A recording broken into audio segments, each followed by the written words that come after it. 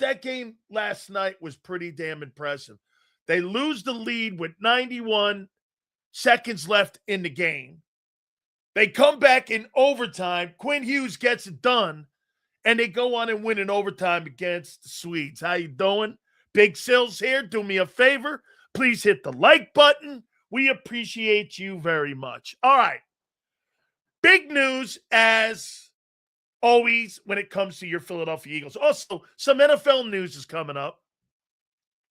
Lane Johnson has decided to switch gears and come back for a 14th season at 36 years of age. By the time the season starts, Lane Johnson will be 36 years of age.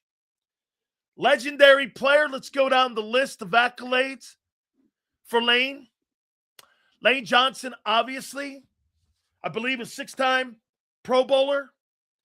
I think, if I'm not mistaken, a 3-time NFC champion, a 2-time Super Bowl champion, and he is coming back, and he's coming back for a 14th season.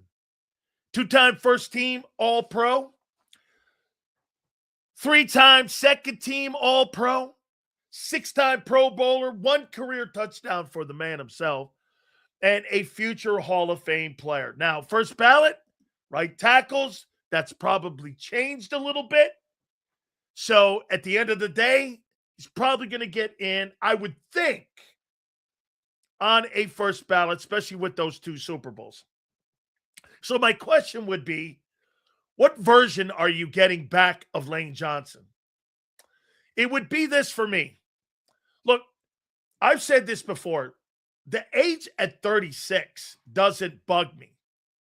That's not the issue, because if you look at guys like Jason Peters was playing pretty good football all the way until the time he was 42 years old. So when you're an older offensive lineman and somebody like that, the age doesn't really, that's not a factor in offensive linemen. What becomes the factor is the accumulation of injuries. Also, Landon Dickerson has decided to come back. This is 13 surgeries in. I'm more concerned, actually, about Landon coming back and Cam Jurgens coming back than I am about Lane Johnson coming back. Lane, at the end of the day, listen, his age is not really the issue. It's the accumulation of the injuries. And what version are you going to get back? Now, is he going to be a guy that's going to play 17 games? I don't know. I think that's the outlier, is what are you getting? By the way, do you want him back? Of course you want him back. What's the alternative? No disrespect to Fred Johnson, but that's not the guy, and that's not the answer. So I'm not going down that lane. I mean, Lane coming back at that age, that's okay. Really, the great offensive linemen don't get into their prime of their careers until their 30s. He's probably at the back end of it, but I would definitely say this. Look, don't get caught up in the age. Get caught up in the amount of injuries that he's got to overcome here. So, again, the question mark will be moving forward, how many games is he going to give you this year? Is he going to give you 12? How about this? Let's start it off with this. What would you guys be okay with, the amount of games, and it would be a successful season? I'm saying this, and tell me if you agree. I say if you get north of 13 ball games this year, north of 13 games, I think it's a successful return. And if you can get them in the playoffs, I would think that that would be great, right? 13 ball games. I think if you get north of that, you get them in the playoffs, I think you're all good. Okay? So the version for me getting him back, that's going to be the issue here. Okay?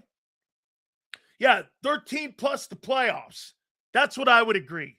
I think that that would be a pretty good number. By the way, we appreciate all of you here. Howard Eskin is going to join us, and Howard will join us at 4:30.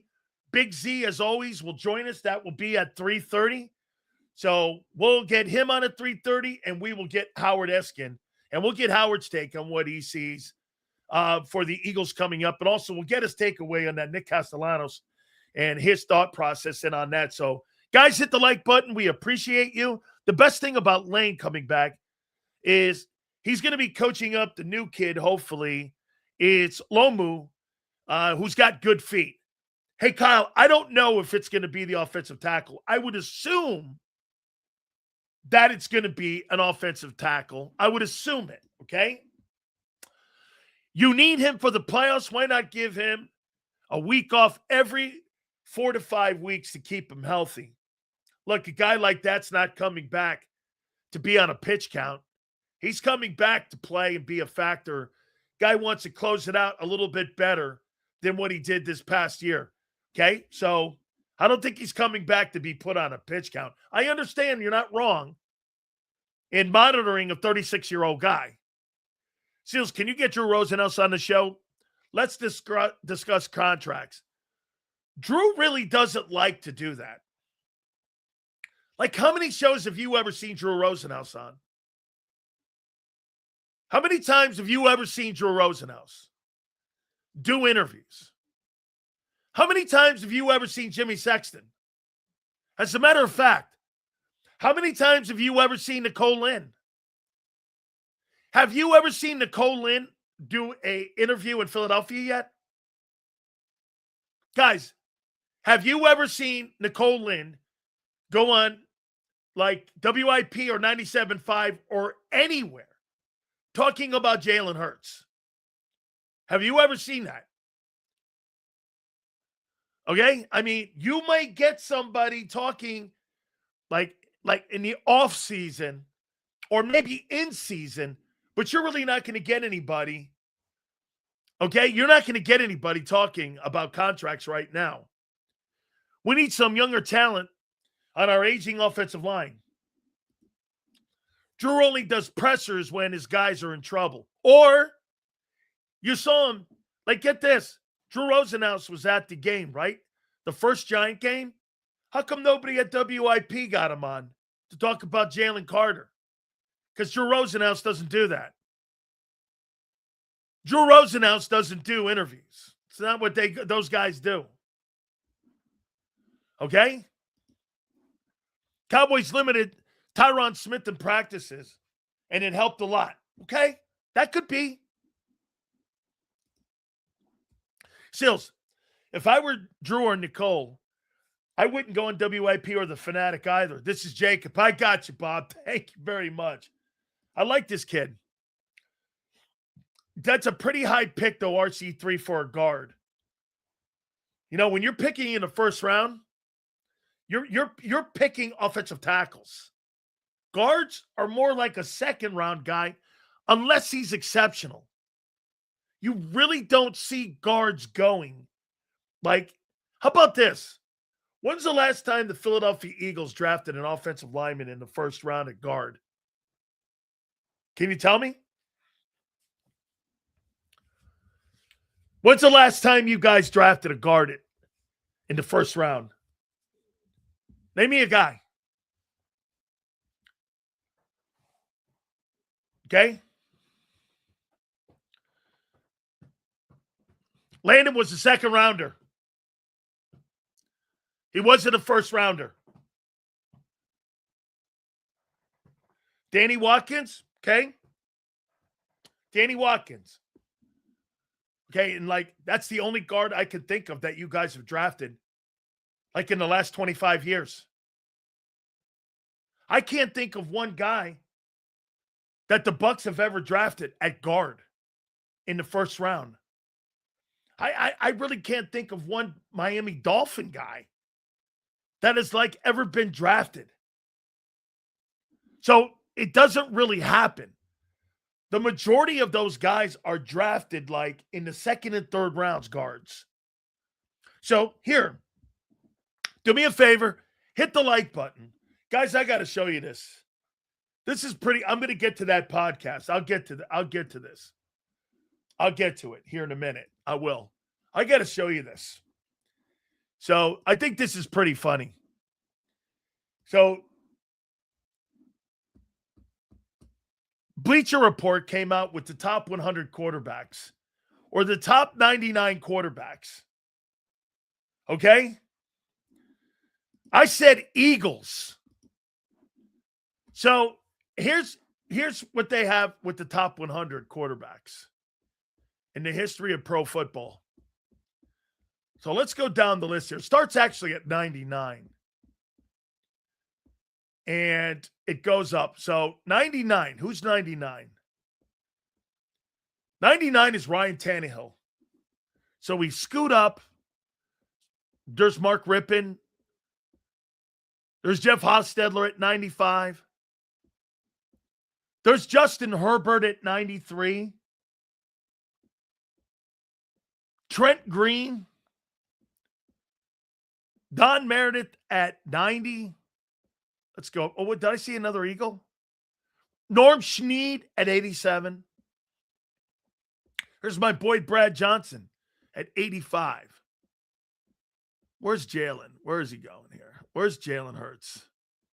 Here's Jalen Hurts. This is the top 199 quarterbacks of all time. And Jalen Hurts is at 75. So let's see who's ranked ahead of him. 74, Jeff Garcia. 73, Vinny Testaverde. 72, Dave Craig. 71, Kirk Cousins. Let's see here. 68, Jim Plunkett. Let's see here. Joe Burrow at 66. Matt Hasselbeck at 65. Jared Goff at 63.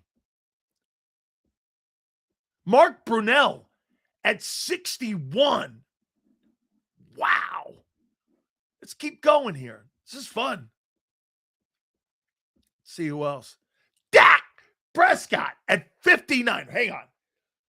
Hold on for a second. Dak's ranked 59th greatest quarterback in NFL history. Hurts is 75. Okay. Let's see here. Tony Romo, 57. Carson Palmer, 56. This ain't my list either. Let's see here. Joe Flacco, 53. Vic, 52. Bledsoe, 51. Rich Gannon, 50. Romy Gabriel, 49. Boomer Esiason, 47. Joe Theismann, 46. Phil Simms, 44. Cam at 40. Donovan McNabb is ranked higher. He's ranked number 42. Let's see here. Randall Cunningham, 39. Hurts is 75. Sonny Jurgensen, 38. Let's see here. Josh Allen, 35.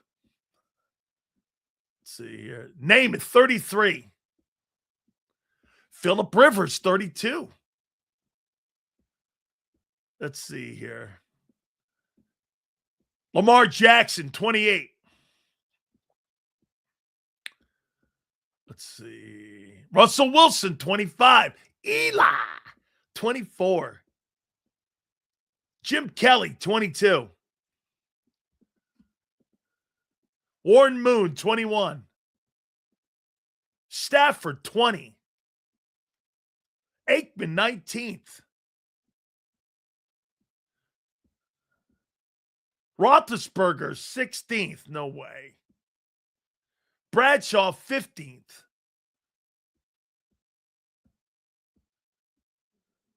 Unitas, 11th. Marino, 10th. Steve Young, 9. Breeze, 8. Favre, 7. Elway, 6th. Rodgers, 5th. Mahomes, 4th. Manning, 3rd. Montana 1, and Brady 1. Damn. Blind resume, last 2 years. 76 TDs, 12 INTs, 82-20, 17-9 record. You're a stats guy. Who's this? Sam Darnold.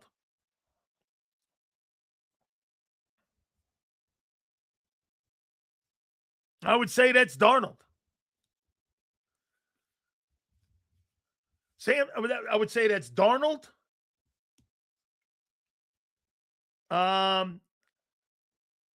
Let's see here. Jalen Hurts has not thrown for 8,000 yards in the last 2 years. He threw for 2,900. And he threw for $5,000 or 3,000. 82 yards in 2 seasons. Last 2 years. That ain't Jalen Hurts, dude. How about Jalen Hurts? Are you trying to tell me you think Jalen Hurts has thrown for 8,200 yards in the last 2 years? How about Jalen Hurts? Oh, you didn't say fucking total yards. That's not what you said, man. You said 82-20. Total yards? Yeah, okay, great, whatever. Yeah, that's why they changed the entire offense. This list is just poo-poo on Hurts again. No, I didn't put the list out. Let's see. Do I agree Brady won over Montana? No, I think it's Montana, then Brady. But okay. You take Brady, I'll take Montana. Manning third over Mahomes? No way. I'm taking Mahomes. My top 10 quarterbacks would be this. If I had to pick my top 10 QBs, 1, 2, 3, 4, 5, 6, 7, 8, 9, 10. I'd go Montana. I'd go Brady. I'd go Mahomes. Let's see here. I'd do Mahomes. Who would be my fourth?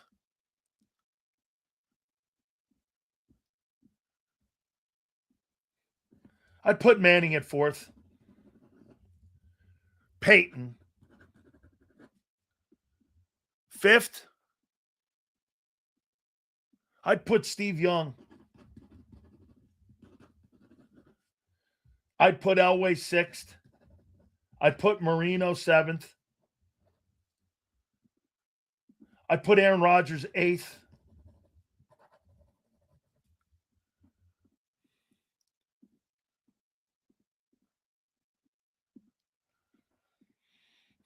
I'd put Unitas at 9.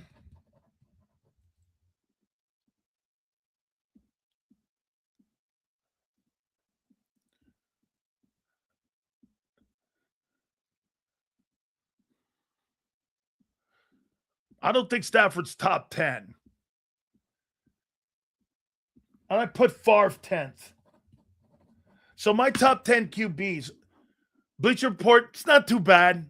It's not too bad. Okay, mine would be, my top 10 would be Favre, Unitas, Rodgers, Marino, Elway, Young, Peyton Manning, Mahomes, Brady, and Montana. That'd be my top. Okay? This list has to be based off of talent, not success. Well, Roland, correct. Exactly what it is. Based off of talent. It's the only way you look at quarterbacks. What do you think? Because you're on a good football team, that makes you a better player than Warren Moon? That's what fans get crossed up in these conversations. You think because the guy's got a great resume and the guy's on a good football team and he's surrounded by a great organization, that makes that player better than the other guy, or it makes him more successful. He's given better opportunity. Hey, if you're in a bigger company or a better company, do you have a chance for better success? Yes or no? Dan Fouts is on that list. He is. Let me see where Fouts is. Fouts was a heck of a player. He just worked for Gene Klein. Gene Klein owned he's 23rd. Dan Fouts was working for a guy by the name of Gene Klein. And Gene Klein he never wanted to really spend any dough. Here's what it says too. Dan Fouts came up with some truly gaudy numbers in the heyday. Playing for Air Coryell, pass-heavy offense, Fouts led the NFL in passing 5 straight seasons. In 3 of those seasons, he threw for over 4,000 yards, including 2 seasons of 4,600 yards. Back then, you got to remember, they didn't throw the ball. In 81, he led the NFL in passing attempts with 609. That was unheard of then. 360 completions and 4,800 yards. Nobody did that back then. Dude, if you threw the ball for like 2,800 yards, you were a Pro Bowler. I know you didn't. I know you didn't make the list, but you're bringing it up. I can only assume to laugh at where Hurts is. We all know Hurts isn't the greatest quarterback ever. Tannehill is on this list. Weird. Ryan Tannehill's not a bad quarterback, dude. He went to an AFC championship game. He wasn't terrible. Here, this is what they say about Tannehill. I think you look at the name. Okay, he was a former 3-time Pro Bowler, comeback player of the year. He threw for 34,000 yards, 216 touchdowns. Tannehill is one of the rare players to transition from the college wide receiver into an NFL player. In 19, Tannehill earned the first Pro Bowl, won comeback player of the year that year, completing 70% of his passes. Had 117 quarterback rating that year. Titans coaching staff allowed Tannehill to show his athleticism that season as well. Remember, Derrick Henry was on that team. And listen, I'm not telling you Ryan Tannehill's a great player and you're building a football team around the guy. But he was a phenomenal player, man. He was how about this? I wouldn't say phenomenal player. I would say a really good player. Drew Brees, you guys said? I think their little captions are pretty damn impressive. I like what they are. Let me see what they write about Hurts. They'll probably give him a great review here. Here's Jalen. One-time Super Bowl MVP, Super Bowl champion, 2-time Pro Bowler, Burt Bell Award. I think that's another MVP award. At 27, Hurts is still in his prime, and he has growing list of accomplishments that made him an all-star player. Philadelphia Eagles have clinched a playoff in all 5 years. Hurts has been a primary starter, claiming 3 NFC East titles, appearing in 2 Super Bowls. Speaking of distinguishable postseason numbers, Hurts is the only player with 10-plus passing touchdowns and 10-plus rushing scores in the playoffs. He also has the most rushing touchdowns by a quarterback in Eagles history and is only the 2nd overall behind Steve Van Buren. Hurts isn't as shifty as Lamar on the run, but he's hard to bring down as Josh Allen on the move. He's 6'1", 233, and he is an effective football player. I don't think that's bad. I mean, 75. I mean, for a guy that doesn't really throw the ball, being 75 on that list, I don't think that's awful. Guys, the NFL's been around for 105 years. You're on any – I told Xander this before the show. You're on any list all time in pro football. I don't give a shit if you're 100 or if you're 1. That's quite an accomplishment, being on an all-time list. Let me see what they say about McNabb. Because they got McNabb. Actually, they got Randall Cunningham ranked higher on this. Let me see what they got. They got some bums ranked ahead of Hurts, though, that I know. Matt Hasselbeck, Mark Brunell. Okay, Dak. Let's see what they say about Dak.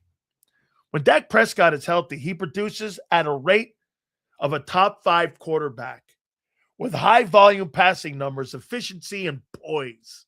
In each of Prescott's first 4 years with the Cowboys, he threw for at least 22 touchdowns, leading the Cowboys to 2 division titles in that span.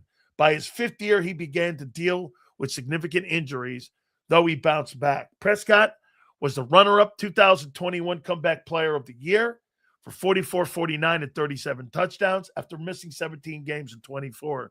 He came back to throw for 45 100 passing yards and 30 touchdowns with 10 picks. And the following year to earn his 5th Pro Bowl. During that campaign, he surpassed Tony Romo as the all-time leading passer in Cowboy history. There's Romo. I don't care about Romo. I hate Romo. Let's go down here. I want to find out, where's Donovan McNabb? I want to see what they say about McNabb here.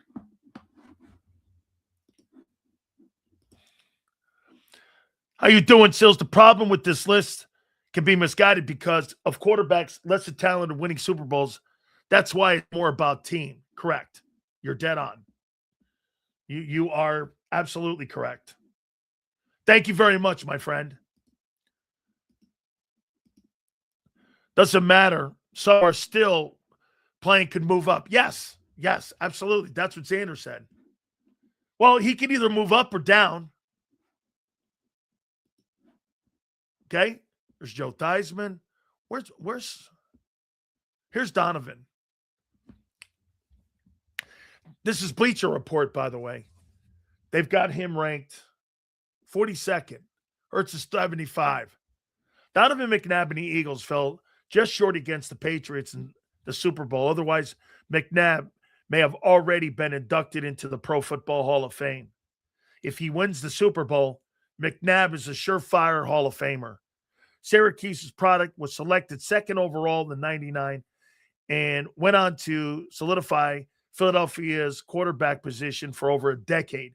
A dangerous dual threat, especially early in his career. McNabb helped deliver 7 playoff berths, including 5 straight from 2000 to 2004. He also helped the Eagles win 5 NFC East championships. A 6-time Pro Bowler, spent the last 2 years in Washington and Minnesota, but will always be known as a Philly legend. He's also a member of the Philadelphia Hall of Fame. Number 5 has been retired. McNabb finished with 37,276, 234 touchdowns, which is 30th and 38th, respectively, to go with 3,459 yards rushing. Also, with a combined record of 98, 62, and 1 in the regular season and 9 and 7 in the postseason. That 9 and 7 is not as easy as you think. Okay? Hurts is right now 6 and 4, right? So let's see if he finishes his career over 500. It's not that easy. Many of the great quarterbacks are 500. Rodgers, Peyton Manning, Aaron Rodgers, Drew Brees. I think Brees is 9 and 7. I think Marino's under. I don't think Marino has a winning record in the postseason. We'll see. Let's see what they say about Randall. Here's Randall. Randall Cunningham. Here's Randall. 16 seasons. Before there was Lamar Jackson, Michael Vick, there was Randall Cunningham. When Cunningham peeled off his first of 3 straight trips to the Pro Bowl in 88 to 90, the Philadelphia Eagles, he was a revelation, a highlight reel playing whenever he played. He did things on the football field that people just hadn't seen before. When Cunningham ran for 942 yards and 90, it marked the second highest total by a quarterback in league history to that date. Cunningham was much more than just a runner, too. He topped the 3,000 passing yards 5 times. He threw for 30 or more touchdowns twice. He had 20-plus touchdown seasons 3 more times. He led the NFL in passer rating at 106 at the age of 35 years of age in 98 after coming out of retirement. That second act came with the Minnesota Vikings. All told, Cunningham started 135 games, 6 Pro Bowls, led the Vikings to a 15-1 record in 98, and that was 1 missed field goal from one of the greatest single seasons by a squad and quarterback in pro football history. Cunningham was a freak of nature. I mean, he was just a freak of nature. Like, if Randall Cunningham played today, he'd be the highest paid quarterback in pro football. I mean, he was just I played against the guy. It was stupid. He was just and if the Eagles had any brains, like if Jeffrey Lurie had Randall Cunningham would have won 3 Super Bowls. Sills, do you really think McNabb not winning a ring will keep him out of Canton? It seems that's the thing. Okay? It does. It seems to be that's the deal. Cunningham was good. Cunningham made first, get this. I think Randall made first team All-American in 1985. 1985 All-American football team.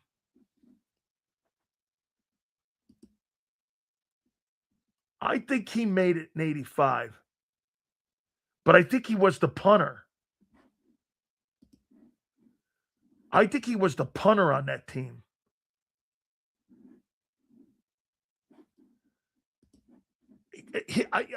Randall Cunningham, punter. Randall Cunningham, punter, All-American. I think he made the All-American team as a punter. That's right. Randall Cunningham was a standout punter and quarterback at UNLV, earned first-team All-American honors as a punter in 1983 and 1984. So he was first team. He was the first team, 2-time All-American as a punter. I think his daughter is like an Olympic high hurdler as well. I think she's like a high. No. I think she's a high jumper. Like she's like an Olympian high jumper or something. Remember the Giants game where Randall Cunningham bounced? Dude, we were calling him Gumby on tape. People have Hurts over Randall. Randall was absolutely astonishing. No, nobody is better than that guy. I'm telling you. I mean, dude, if I were to rank your quarterbacks, the most accomplished is by far Jalen. But ability-wise, Randall, Donovan, Vic, Jalen. Hey, dude, Jaworski was good too. Hey, Jaworski's on this list. Ron Jaworski's on it. I think Ron Jaworski was the first initially drafted by the Miami Dolphins. And he was backing up, I think he was backing up Greasy. Yeah, Jaworski's got to be on this list. Jaworski was a good quarterback. Archie Manning's on this list. Hey, Jalen's ranked ahead of Doug Williams. Here's Jaworski. 3 years into his professional career, it didn't look like Jaworski was going to amount to much. He had started just 3 games in the regular season, although he also made a postseason start, came in on relief of James Harrison in the 75 NFC Championship game. After an injured March 76 season, Jaworski was traded to the Philadelphia Eagles. That's when the light bulbs went on. That had to be Vermeil. Over a decade in Philly, Jaworski made 137 starts. His overall record was barely over 500. They weren't very good when he got there, though. But over a 3-year stretch from 79 to 81, Jaworski led the Eagles to 35 victories and 3 straight playoff appearances. Best of those years came in 80, where he threw for 3,500 yards and 27 TDs. Made the Pro Bowl, and the team advanced to the Super Bowl that season. And they were upset by a wild card. It was the very first wild card season in the NFL. So it was like, I think the Raiders beat you guys. Randall was one of the few historic players who looks like a modern player. It's a great take. A great take. You're right. Like, if you look back in that era, what quarterbacks could play today? Marino, Montana, Kelly, Bernie, Randall would be like if Randall had a better team, he had a phenomenal defense. Randall Cunningham is better, in my opinion, than Lamar Jackson. I think Randall's better than Lamar. Elway could play. Yep. Yeah, Boomer's on that list. He's pretty high on that